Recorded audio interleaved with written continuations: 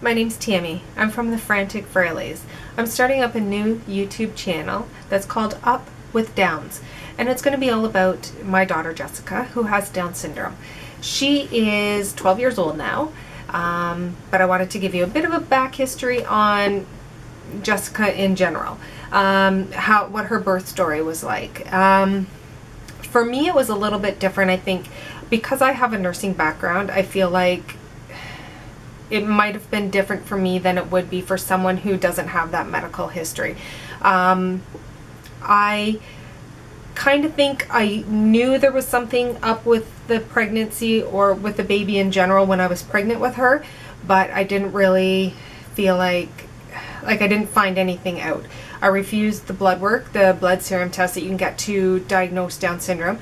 But like I said to my doctor at the time, I was only 29, so I didn't really feel like it would have been an issue. And then I thought too that if there was something there, like if the baby did have Down syndrome or something of that sort, I would not pursue it any further. I would not have an amniocentesis done.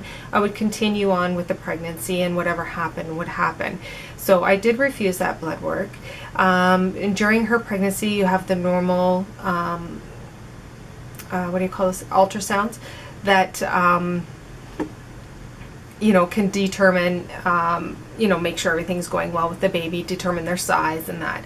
And so I did that, and at the time they told me that my uterus had my placenta had implanted in the front of my uterus, so they had a hard time seeing her heart. They couldn't get in all the chambers. So they offered me a 3D ultrasound at that time, and I did refuse that. I'm not sure why I would have refused that, because just the thoughts of being able to see the baby in full view to me are amazing. Now I'm not sure why at the time I did refuse that, but I did. So I think kind of deep down inside I maybe knew a little bit, or thought I knew, or had an inkling that there might be something different. But with Jessica, my pregnancy was not uneventful, but nothing serious. I mean, just the usual. I had the morning sickness really bad, that pretty much lasted all day. It wasn't just morning sickness. Could strike at any time. And I had that pretty much right from conception to birth. And then I had a lot of heartburn with her. I had a lot of Braxton Hicks, and just normal things like that. I was on a lot of medication to help with the Braxton Hicks and to help with the morning sickness. And if I didn't take I think it was Diclectin, if I didn't take that the 3 times a day, I was vomiting nonstop. It was crazy. So I did have, a few things, but I was able to still work. I continued to work throughout my pregnancy. I was to go off 2 weeks before Jessica was born, off work. Just that's kind of when I planned to go off, and I worked my shifts. I went off work, and Jessica was born 3 days later. So it was, or actually it was 2 days later, and so I didn't get the 2 weeks that I'd hoped for. I did already have my daughter Casey at home. She was only 2.5 when Jessica was born. So I had a toddler at home, plus with the baby on the way. And I mean, thousands, millions, billions, trillions of people do that, where they have the young children and they have the baby, and you just continue on with life as life is. And so on the day that Jessica was born, she wasn't due until October the 18th or 20th. I can't really remember what her expected due date was, but she was actually born on October the 2nd. On that day, I had some Braxton Hicks pretty much continuously all day. They weren't horrible pains. They were just, somewhat uncomfortable. But I'd been having them throughout my whole entire pregnancy. It wasn't unusual. Paul said that I looked ill, and that he was kind of worried about me, so he made me go to the hospital. When I got to the hospital, I was actually 6 centimeters dilated. and Jessica just was born 22 minutes after arriving to the hospital. She was 5 pounds 10 ounces when she was born. She was a blue baby, so she wasn't very well oxygenated, so she required a lot of suctioning and oxygen to help her pink up and to breathe better and stuff like that. So I had literally 3 contractions with her, and she was there. Literally the doctor and the nurse that were in the room with me they had one glove on each, and Jessica was born. She was just coming, and that was it. There was no ifs, ands, or buts about it. So had Paul not made me go to the hospital, she probably would have been born at home. There would have been no stopping it. I had no control over it whatsoever. And I was actually getting blood work done at the time.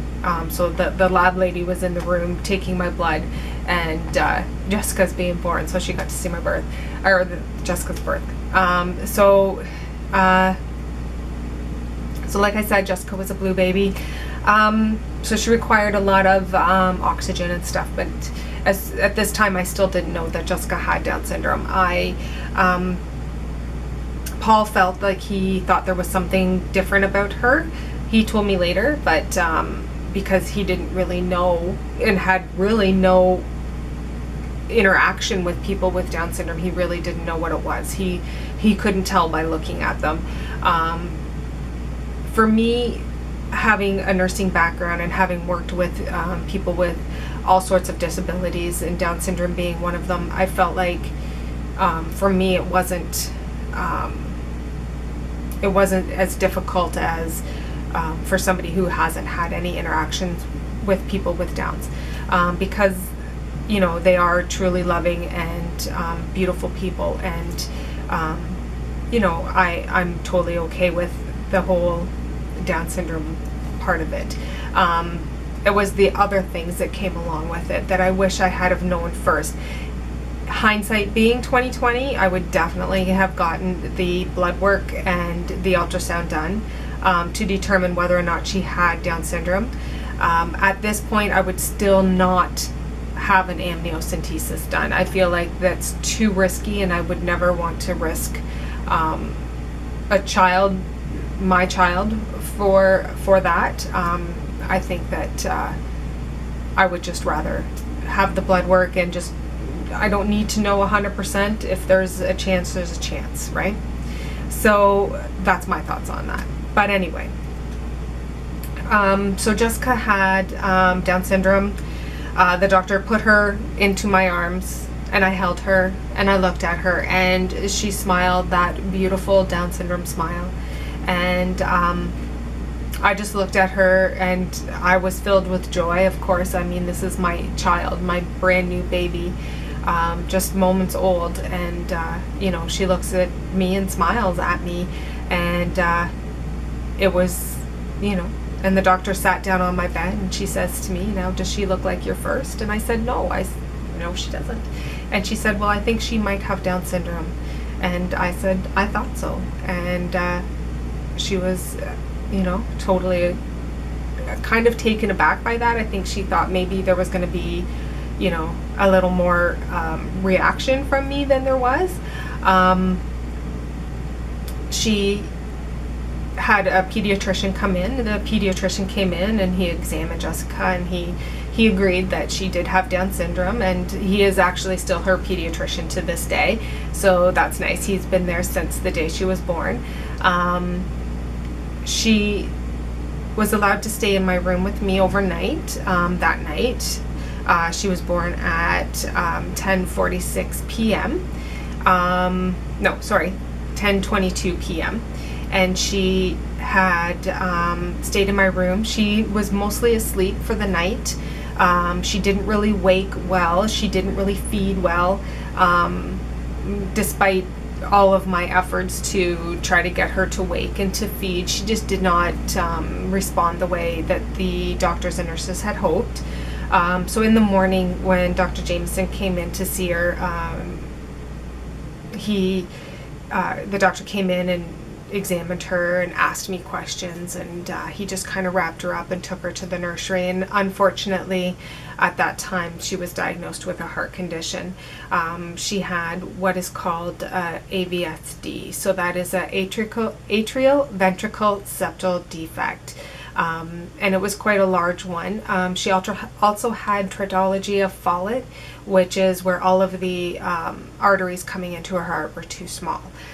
So unfortunately, 24 hours after birth, she was flown to Sick Kids in Toronto from Peterborough, where we live, and thus started our journey on the hospital stays and the heart surgery, which I will get into in a later video with that, because that's a whole other can of worms. But for now, we'll focus just on the Down syndrome part. Jessica has trisomy 21, which is the most common form of Down syndrome. Usually around 95% of the children born with Down syndrome are trisomy 21. So this is where there is an extra chromosome on the 21st chromosome in each cell. So each 21st chromosome has an extra 21st chromosome. And then there's translocation Down syndrome, where the 21st chromosome breaks off and attaches itself to another chromosome, usually the 14th chromosome. This happens spontaneously, or it can be a hereditary thing. Usually if it's translocation, there is a family history, but for trisomy 21, it's a fluke. It just happens. Really, there's no rhyme nor reason to it. And the third one is Mosaic Downs, and that's where there are some of the cells have 46 chromosomes and some of the cells have 47 chromosomes. So not every one of the chromosomes has got the extra chromosome. With Mosaic Downs, usually the intellectual delay is very mild or not at all, but they do look like they have Down syndrome. So they have the facial features of those with Down syndrome, with the upturned eyes, the low set ears, the flat back of the head, and the line across the hand. Jessica doesn't actually have that.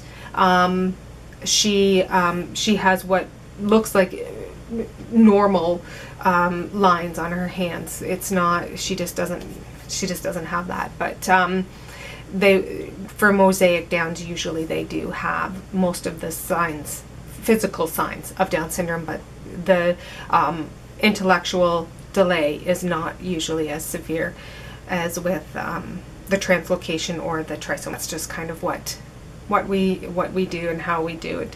Now Jessica is what's the words? High functioning. There are people that we know in our Down syndrome community that are, go also ends of the spectrum. There are children that are very high functioning, children who are moderately functioning, and children that are low functioning. And Jessica loves and embraces them all. And Jessica is a very loving child. She tries to be very, what's the words? She's always very happy-go-lucky, but she does have her moments. I mean, in this scheme of things, there are so many people that are like, oh, they're always so happy, blah blah. Yes they are, but they also have their temper tantrums. They have their no, I don't want to's. And now Jessica being 12, she's getting into that teenager stage, and it is that typical teenager stage where she's just, the hormones are just blah. And we do have two teenagers in our house. Two teenagers in our house, yes.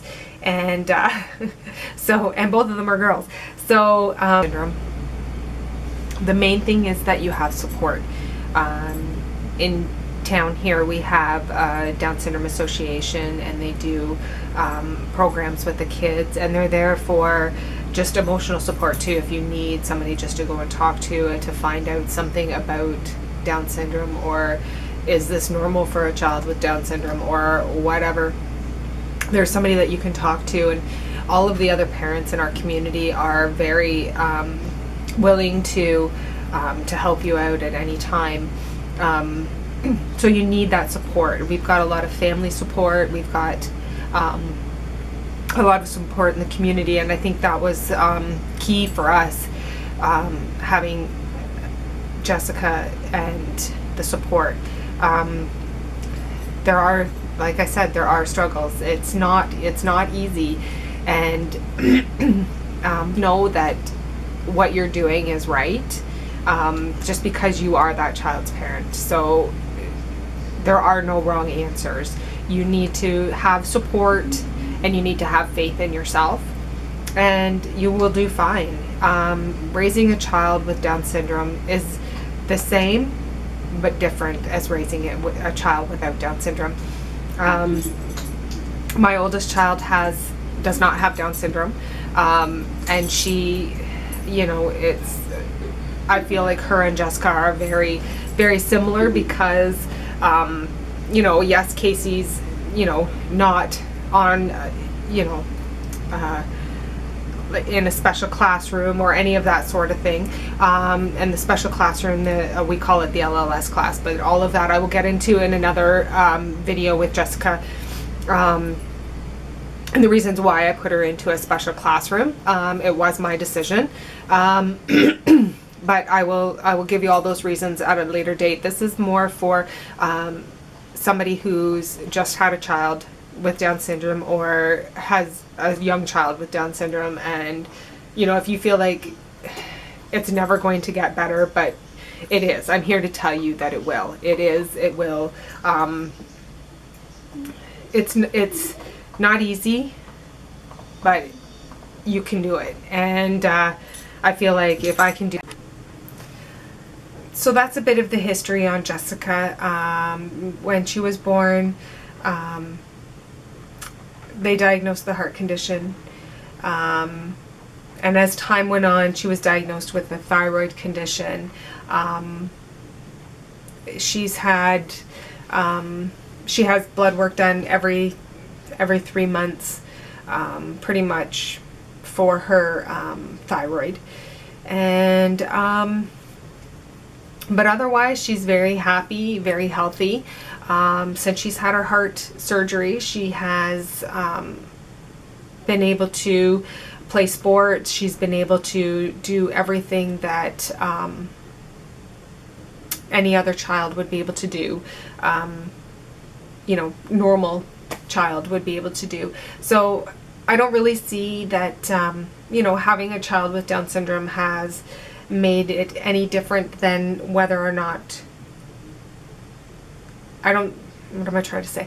It wouldn't be any different. I don't feel like it would be any different whether or not Jessica had Down syndrome or not, because we treat her as though she's, normal. We don't allow her to feel like she has a disability, therefore she can get away with whatever she wants. She's aware of the things that she has to do, and she has to do them, and that's just the end of the story. So keep watching for more videos. I'm going to put up some about some of Jessica's routines, some of the things that we do, some of the schoolwork that we do, things like that. So I'll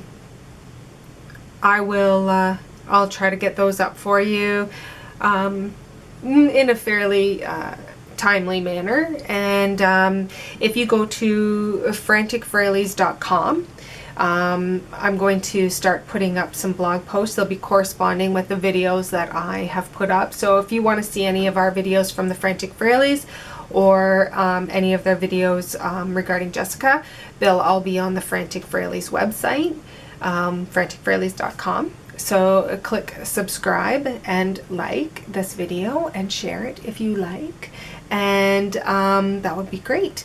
And so this is Jessica's channel, which is my channel about Jessica, I guess, and it's called Ups with Downs. Thank you for watching.